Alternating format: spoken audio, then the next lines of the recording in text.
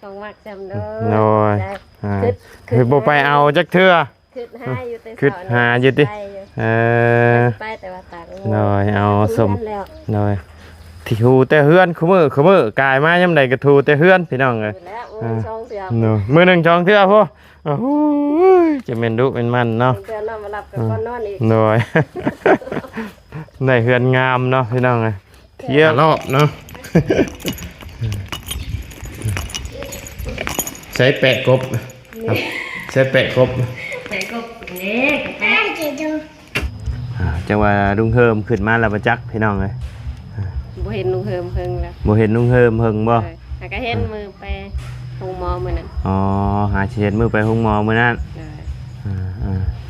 เห็นเพิ่นเน้อมื้อนั้น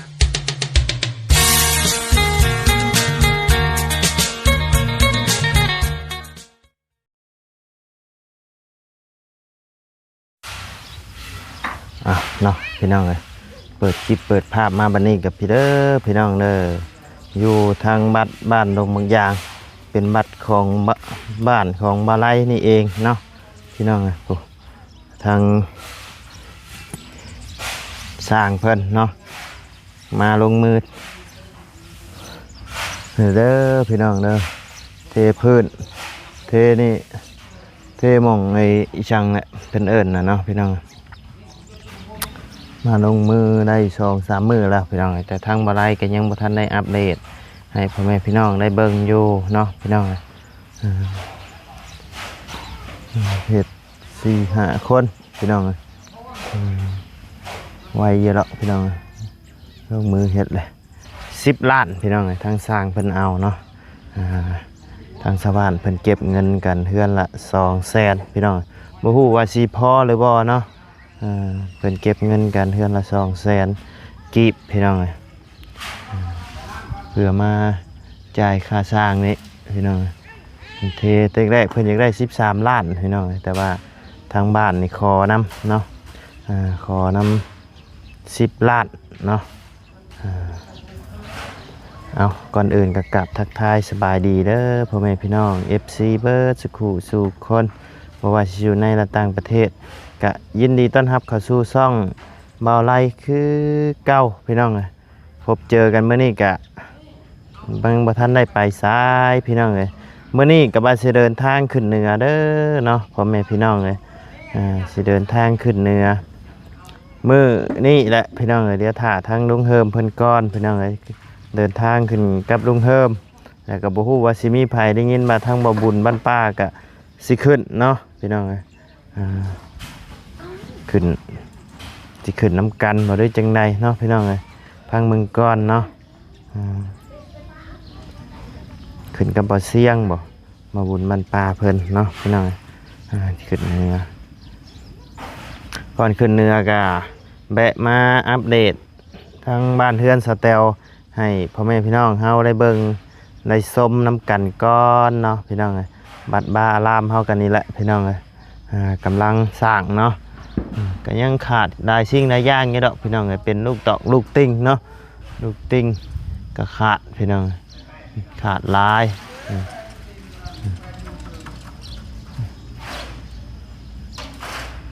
ขาดได้สิ่งได้อย่างอยู่เนาะ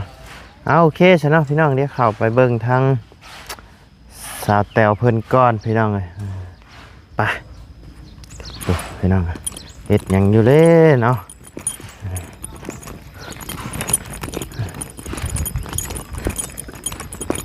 นี่พี่น้องมีได้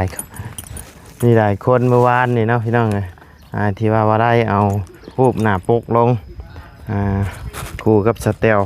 FC เพิ่นคงสิคิดว่าเป็นรถสแตลและหลายคนกันเนาะพี่น้องแต่ว่าโบแมนพี่น้อง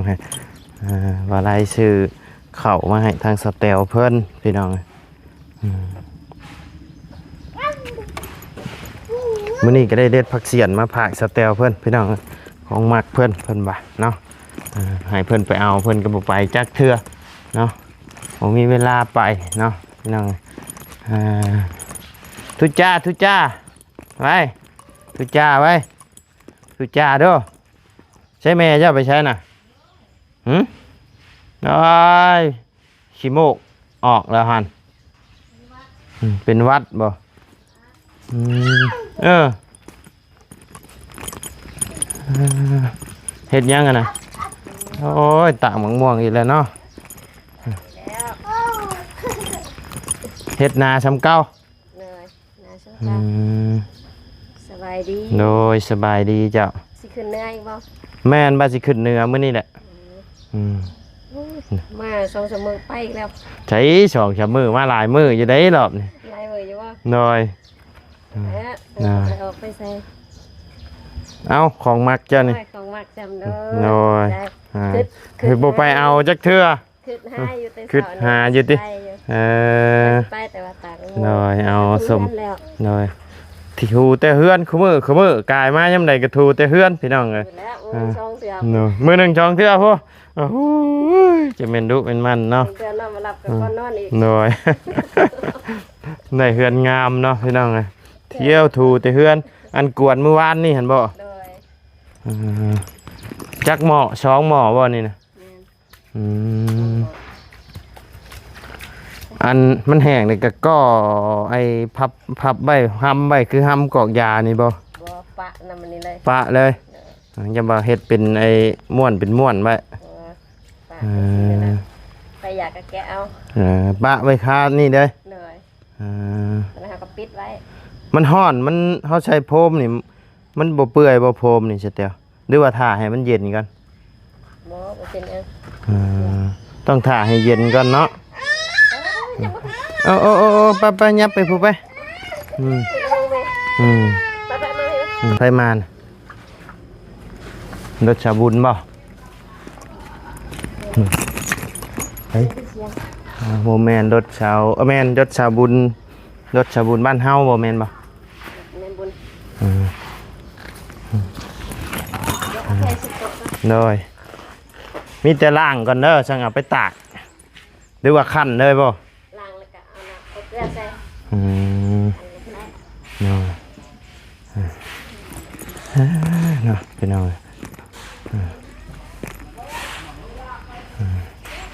เอาเกลือใส่มันจึงยุบเกลือ บ่ได้ตากแดดไปก่อนบ่ ตากก็ได้ บ่ตากก็ได้คั่นเด้อ เอาเกลือใส่แล้วมันยุบ ใช้สูตรเจ้าเฮ็ดได้สูตรเจ้าเฮ็ดเบิ่งดู ล้างแล้วก็ สูตรอัน ใส่ บัดเมียเขาเฮ็ดบัดตากแห้งก่อนตากให้มันมันหยาบบ่ตากแดดไปก่อนให้มันเหี่ยวก่อนหั่นนะเวลาคั่นน่ะมันจังบ่ขาด ใส่เกลือดีกว่า ใช้เกลือดีกว่าเนาะเอ้าเดี๋ยวถ้าเบิ่งสูตรของสแตลเพิ่นพี่น้อง ตากมันหยาบ ตากมันหยาบเนาะ เขียวร้อนมาปั้นมาเลย โอ้ว้า กินจำนั่นกับซิลอนเนาะโอ้พุ่นไปกวดผมไปไปกวดผมเด้อผู้ไปกวดผมไปกวดน้ำลงเด้อผู้เห็นบ่น้ำไปกวดน้ำไปกวดน้ำเด้อกวดบ่ลงก็เกือกเอารถเด้อเฉพาะเจ้าจังได้ถูเรื่อยดอกนี่แล้วก็ขึ้นไปเทิงพระบัดนี้เนาะนี่เนาะ กินข้าวแล้วบ้าง กินแล้วกินกับป่นแมงแคงตำแมงแคงซื้อแมงแคงน้ำข้าวเมื่อคืนเขามาขายให้30โต30,000บัวฮอดไอ้30โตครับ27โตคันสิให้27,000บัดเขาก็บ่มีทอนให้ไป30เลยซะว่า ก็กินกระแปะกบ อ๋ออีหยังนะ กระแปะกบ แปะกบมันเป็นอะไรแปะกบ เอาอันนั้นใส่เขาจะเห็ดกระแปะกินทางนี้ แปะโอ้โหผมเคยได้ยินนี่นะแปะกบเอามาใช้สูตรแปะกบ หมักกิน มักกินเฮ็ดซับนี่บ่ บ่เอาอันนั้นอันนี้ข้าวขัวใส่ เอาข้าวคั่วใช่กระแปะ แปะแกงอ้อมนี่บ่ บ่เป็นแกงเอากระแปะเอาอันนั้นใส่ ข้าวคั่วใส่ เอาข้าวคั่ว ก็ห้องว่าข้าวแปะ กระแปะ เออ แปะกบเบิดได้บ่ เออ เบิดได้บ่ ยัง เดี๋ยวสิไปเบิ่ง ว่าหาสิเคยได้ยินนี่ได้สแตลไอ้แปะกบเคยเห็นแต่อัวกบอัวหยังนั้นแล้ว คนเฒ่าเขามากินอยู่ในบ้านนี่เพิ่นก็เคยเฮ็ดบ่ ส่วนเราสิเป็นคนเฒ่า เป็นคนเฒ่า คนวัยรุ่นนี่เขาบ่ฮู้ บ่ฮู้ดอกเนาะแสดงว่าเจ้าเฒ่าเด้เจ้าฮู้ เฒ่า เฮ็ด แล้วเฒ่าแล้ว ก็แต่ว่าเอาเคยเห็นผู้เฒ่าเพิ่นเฮ็ดเนาะก็เฮ็ดเอาพี่น้องก็จื้อจำเอาอืม มามักอะไรก็เฮ็ด แปะกบห่านอับแล้วบัดนี้กินแปะกบห้องอับแล้วบัดนี้เนาะโอ้ยอับแล้วบัดนี้โอ้ยเนาะบัดเพิ่นสิเป็นได้กินเบิดแล้วสิ้นหมูอะ มันทันได้กิน ยังทันได้กินอยู่ เลยหมดเดือนนึงจังสิกิน บ่มันบ่เน่าบ่ เออ เฮ็ดแห้งไว้ก็ได้ เสร็จเย็นเลย ตากแห้ง เป็น ไว้ หยัง เอาสอดไว้อยู่หลังคามาบ่ถึงหรอก จะเสร็จแล้วจังสิผัดกะเพรากิน ผัดกะเพรากินเนาะว้ากี่ว่าสิซื้อเอาซีนให้ซื้ออินบ่วะคิดไปคิดมา และ เอาหมูนี่แหละ ออมแกงก็ได้ผักหญ้ามีลายอยู่ ซ้ำสิใส่เนาะเดือกใส่เลยกินข้าวกับซีนได้จ้ะบัดนี้เนาะ เลย กินข้าวกับซีนหมูไข่ขึ้นเลยโอ้โหเรียบร้อยเลยบาทนี่พี่น้อง ออกหอนอยู่ที่เสายิกเฮาบ่ตื่นเพิ่นยิก โอ้ยเนาะบัดสิเฮ็ดหน้าแม่ให้แล้วบาทนี่ เพื่อเต้ เฮ็ดแม่ให้แล้วบาทนี่ไปตีแม่ก็เจ็บเลยโอ้ยให้แล้วแม่เจ้าให้แล้ว น้ำตาตื่นอยู่ ให้เลยเด้ฮะ จะชิว่าเจ็บอะไรอ่ะ เนาะเจ็บได้กี่นี่แปะเด้อพี่น้องเอ้ย ไปไป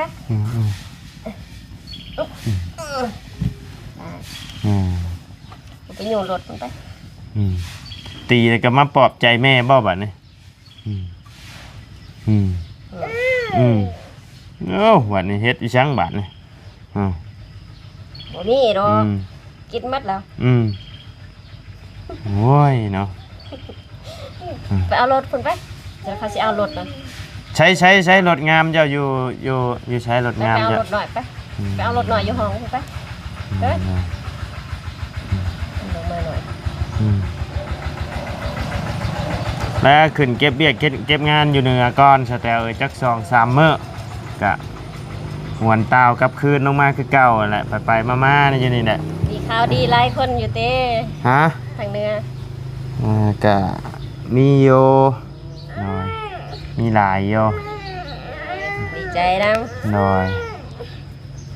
ตอนนี้ก็เฮือนประตู7 ปีแล้วกำลังเฮ็ดกำลังสร้างแล้วก็เฮือนเสาค้ำแล้วก็เฮือนน้องน้อยเพิ่นหลายโยที่กำลังสิสร้างพี่น้องถือว่ามีหลายเคสอยู่ที่ทางทีมงานเฮาสิสร้างแกะยังไงน่ะโอ้ยเนาะ เฮ้ยสิแกะนี่ของหนู ใช้ นี่ของหนู ใช้นมทางระบาวชื่อมาให้เมื่อวานนี่กินเบิดแล้วบ่ไปเอานมมากินไปไปเอานมมากินไปใช้นมเด้นมระบาวชื่อมาให้วานนี่ใช้อยู่ใช้ไปเอานมมากินไปใช้นมไปอยู่ใช้นมอ่ะมันยามบ่อยากไปพี่น้องมันยามอยากไปกับหาแลนตัดบ่ใช้นมเลย ไปเอาน้ำให้บ้า อยู่ใช้ไปเอาน้ำมาให้ระบ่าวกินไปไป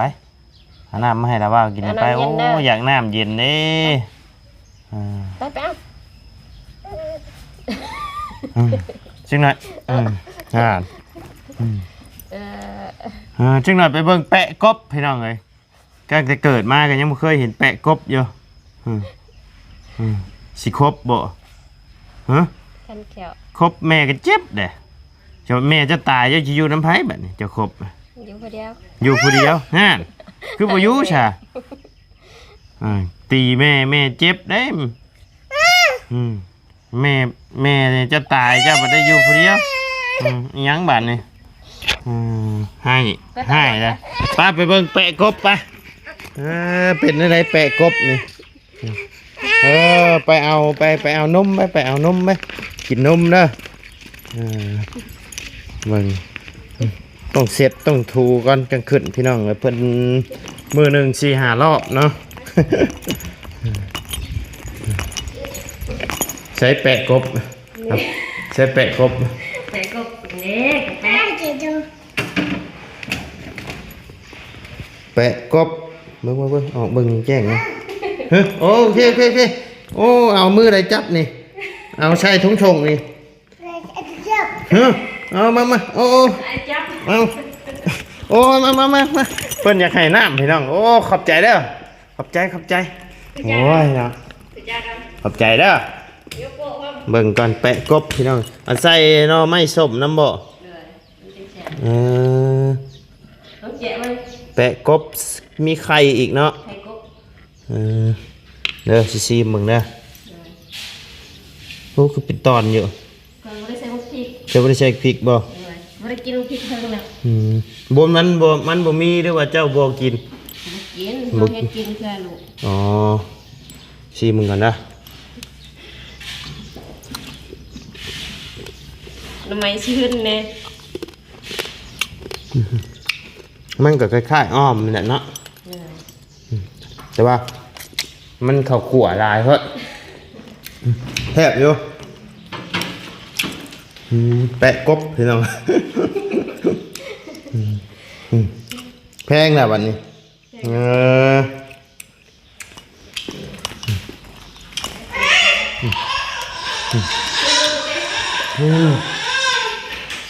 อีกอย่างอีกวันนี้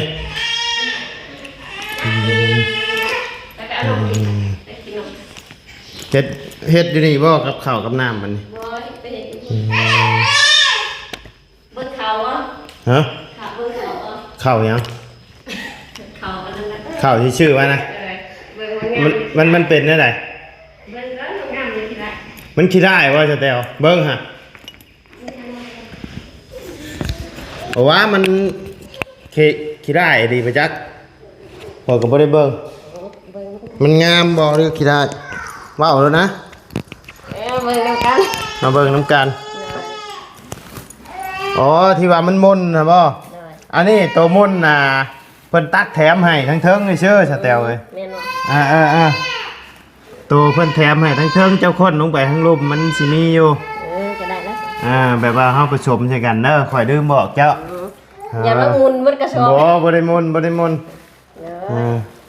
เพิ่นตักแถมให้เชื่อนี่นะจาก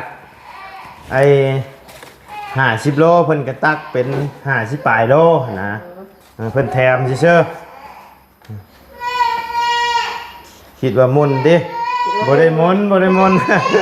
ตกใจว่าข่อยว่ามันดำเนาะยังอ่ะอยากกินนมบ่เอานมไปให้เพิ่นกินก่อนซะก่อนเพิ่นนอนก่อนเด้อซะเด้อเพื่อแหละข่อยก็สิไปเตรียมเครื่องเตรียมของเตรียมขึ้นเหนือก่อนเด้อบัดนี้เด้อโดยสบายดีเด้อสแตลเด้อโดย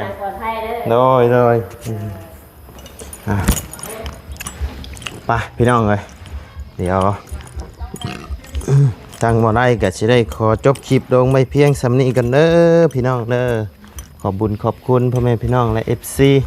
เบิดทุกคนเนาะที่เข้ามาติดตามและรับชมทางช่องบ่ได้เนาะพี่น้องสำหรับคลิปนี้ก็ทางบ่ได้ก็สิได้ล่ำลาเลยเด้อพี่น้องเด้อขอบบุญขอบคุณพ่อแม่พี่น้องและ FC เบิดทุกคนเนาะ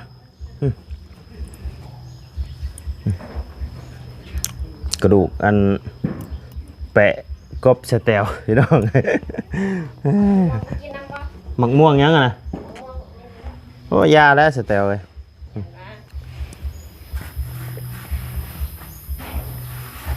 อยู่เหนือแห้งลาย ร้ายบักม่วงปีนี้ ไปทั้งไหนก็พ่อแต่บักม่วงดีแล้ว หน่อย เป็นมือสื่อ แมน เจ้าต้อนรับดีอยู่ว่าก ะโอเคโยหน่อยตอนครับ ได้กินอยู่ หน่อยได้กินโยจ้ะ ดีแล้ว แต่ส่วนใหญ่เฮาก็มีแต่ชื่อไปต้อนไปผักเพื่อนนั่นแหละสเตลไว้เพราะว่าเฮาไปเฮากับเกรงใจเพื่อนบางเทื่อกับเพื่อนกับบ่มีเฮาสิไปกินน้ำเพื่อนบัดอยากอายเพื่อนนั่นแหละอีโตนเพื่อนเฮาไปซอยเพื่อนน่ะยังสิไปกินน้ำเพื่อนนะขั้นที่ว่าเฮาไปแล้วเฮากินเฮาหยังเฮาซื้อเฮาหยังไปแบบว่าไปสมทบนะผมทบมีนาอยู่ในกินนะเขากินน้ำเพิ่นชวนเพิ่นกินส่วนหลายมีแต่นั้นเนาะบางเทื่อคำแบบว่ามันขมังอดีกะเขาบริชื่อไปมันบ่มีอดีฮิวกะ กินแล้ว ตอกคือกันพี่น้องไงบางเทื่อกะ มันก็เป็นนานๆมันมีที่สเตลไว้แน่นะเนาะจังว่าลุงเฮิมขึ้นมาแล้วประจักพี่น้องเลยบ่เห็นลุงเฮิมเฮิงแล้ว บ่เห็นลุงเฮิมเฮิงบ่หาก็เห็นมือไปโรงหมอมื้อนั้นอ๋อหาเช็ดมือไปห้องหมอมื้อนั้นเห็นเพิ่นมื้อน่ะที่เจ้าว่าสิขอยืมเงินนำน่ะเจ้าได้ยืมน้ำเมียข่อยไว้บ่บ่ได้ยืมช้ำบ่ได้ชื่อหยังมาเลยข่อยก็ลืมข่อยก็ไปเลยข่อยก็โอ้ขอโทษหลายๆเด้อสเตลเด้อบ่เป็นหยังข่อยก็ลืมเจ้าก็บ่ทวงเจ้าก็บ่เว้าว่าเนาะเจ้าว่าบ่ได้แวะตลาดอ๋อบ่ได้แวะตลาดเฮ้อไปเบิ่งด้วยฮะมื่นมายักฮะคือมื้อนั้นน่ะมื้อที่ว่าพาทั้งแม่เฒ่าเพิ่นไปหาหมอสเตลเพิ่นบ่ได้ถือเงินไปพี่น้องเอ้ยเพิ่นมาขอยืมเงินแหน่เพิ่นมาขอยืมเงินได้บ่ทางบ่ได้ยังถ่ายคลิปอยู่พ่อแม่พี่น้องก็ได้ยินอยู่ดอกมื้อน่ะบ่ได้ว่าโอเคยืมได้อยู่เพิ่นสิซื้อซีนหมูแต่ว่าพอดีนัดกับลุงเฮิมให้ลุงเฮิมเพิ่นพาไปเบิ่งรถเบิ่งล่างนั่นแหละพี่น้องก็ลงไปมื้อนั้นบัดรถก็บ่มีซ้ำที่ว่าสิลงไปลาวรถของบ่ไล่คันนี้นี่แหละพี่น้องคันที่บ่ไล่ขี่อยู่นี่แหละก็เลยลุงเฮิมเพิ่นพาลงไปพี่น้องไปเบิ่งบ่มีรถแล้วมือใหม่มาก็ขึ้นเหนือตื่นเช้ามามือใหม่ก็จังอันลงมาซื้อเอาพี่น้องไปลาวบ่แม่นซื้อแล้วไปลาวบาง20,000เนาะพี่น้องก็เลยพาไปมื้อน่ะบ่ได้ก็ลืมเลยบ่ได้จกเงินให้เพิ่นเลยพี่น้องเอ้ยเนาะเพิ่นว่าสิแต่ว่ามื้อนั้นเพิ่นก็ทั้งรถที่ว่าบ่ไล่จ้างเพิ่นไปหั่นก็เพิ่นก็บ่ได้จอดตลาดซ้ำพี่น้องเพิ่นพาเนาะพาไม่เท่าไปหาหมอมื้อนั้นก็เบิดอยู่4ล้านเกือบ5ล้านพุ่นแหละพี่น้อง4ล้านปลายเกือบ5ล้านเพราะว่ารวมจ้างค่ารถค่าล่างเพิ่นนำพี่น้องค่ารถก็700,000นะค่ารถก็700,000แล้วก็ค่ายาค่าเอ็กซเรย์อย่างเฉพาะแต่ค่าเอ็กซเรย์นี่ก็มันตกไป1.6 ล้านแล้วพี่น้องแล้วก็ค่ายาบัดนี้ค่ายาเพราะว่าพอดีทางบ่ไล่บ่ได้อยู่พี่น้องนัดกับลุงเฮิมลงไปเบิ่งรถนั่นแหละเนาะก็เลยบ่ได้อยู่ซ้ำก็เลยบ่ฮู้มาจังถามบ่ได้ถ่ายคลิปให้พ่อแม่พี่น้องเบิ่งซ้ำพอดีเบิดอยู่4ล้านปลายเพื่อได้พี่น้องมื้อน่ะรวมค่ารถค่าล่างเนาะไปหาหมอมื้อน่ะคันไปเพราะว่าเฮาบ่ได้ไปโรงหมอโรงหมอหยังเพิ่นเอิ้นโรงหมอแบบว่าโรงหมอรัฐบาลบ่โรงหมอหยังเพิ่นเอิ้นเฮาไปโรงหมอที่ว่าไอ้นี่โรงหมอแขวงบ่แม่นโรงหมอนี่เฮาต้องถือวัดประชาชนถือ